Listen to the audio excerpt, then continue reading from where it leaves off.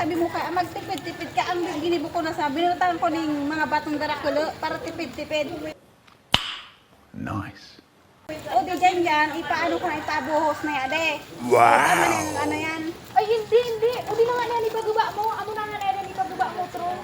What? Ingin, kagigibo pa sa nasa, gigibaan na naman natin yan.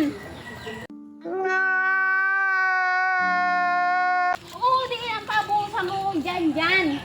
O di na pati sa mapaw, nakabutang na pati dyan na among pabuhusan. Oh, hindi por. Bay na nga na isa. Punta magayon pamanandalan dyan. Udi na nga na itamo na din prinisend kong bagong project ay pagaba mo na di as soon as possible. Tanganing magkayo naman kitang papalduan.